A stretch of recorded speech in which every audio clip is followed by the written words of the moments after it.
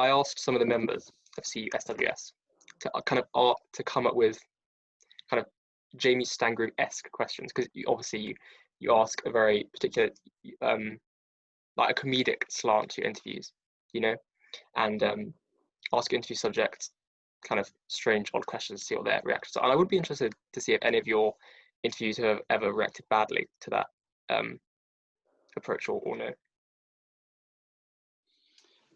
Good question.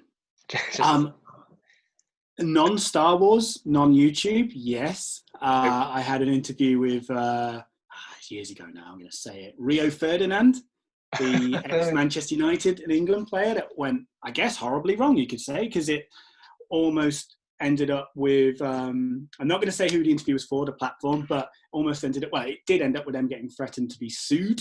But all I will say is, everything I asked and I got him to do was all pre-agreed, and he obviously just changed his mind after he did it. Oh, hang on, that made me look stupid. And yeah, so that went bad, and that was not the reaction I expected or wanted. Nothing's ever gone as bad as someone wanting to sue, threatening to sue if we upload this video. It never saw the light of day in the end. This video I did with Rio Ferdinand. Possibly. Well, I suppose that's kind of the footballer persona, isn't it? Yeah, and he had this bubble around him, and again, everything we did was pre-agreed. He obviously just sort of on the way home started to overthink things, and am I going to look stupid? And it's like, well, hang on, dude, you agreed to this, and I'll say it was Comedy Central. It was the UK web online platform, not the TV channel. So yeah, nothing he did was sprung on him, but. Yeah, that wasn't good. That wasn't fun in the end. Star Wars wise, well, Laurie, because he wasn't happy with how The Empire Strikes Back ended. I will say, but this wasn't his fault. Interviewing Dave Prowse Darth Vader, the body of Darth Vader. He was quite ill, wasn't he? Yeah, that didn't go. I mean, the edit's fine, but it was heavily edited. He does suffer with dementia, and there was just a few moments where, let's just say, he got confused, and it was a bit kind of almost. I think if I'd known that in advance how it was going to be, I wouldn't have gone and done the interview. So probably from a Star Wars point of view, it was the Dave Prowse one that was the most uncomfortable. But no one's ever reacted negatively with Star Wars, as far as I know. Yeah, that is. I'd be interested how your interview with, I can't remember the actor's name, but of Tamiri Blagg, the child actor you did recently. Was that different from your, because he's obviously a child? Yeah, I thought that was going to be a lot harder than it was.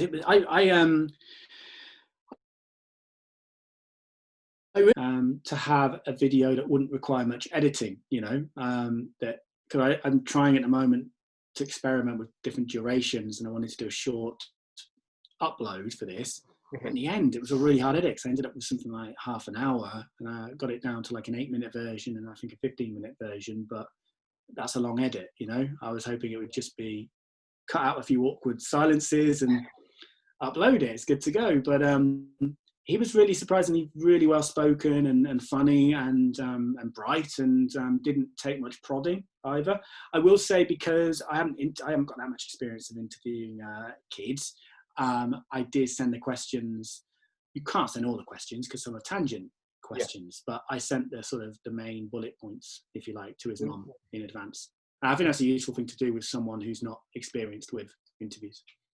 At the end of the day, you're not there to stitch them up. You want the best out of them, You want to make poor Tamiri Blagg look bad. I mean, the child actors in Star Wars have a hard enough time as is on record. So yes.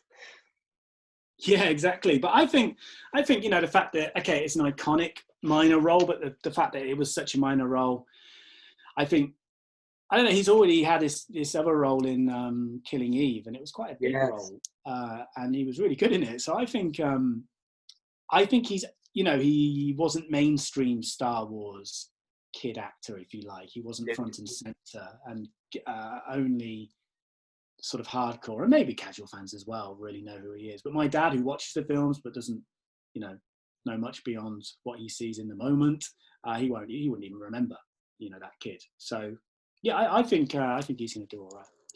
Yeah. Well, hopefully, because he was good in the movie. But I'll just look for one, perhaps two last questions, quick fire questions to finish off with.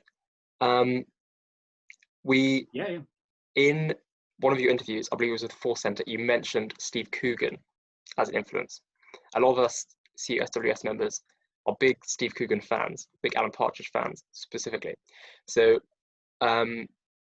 if you were to be a Steve Coogan character, or if you were to be an Alan Partridge character, which one would you be?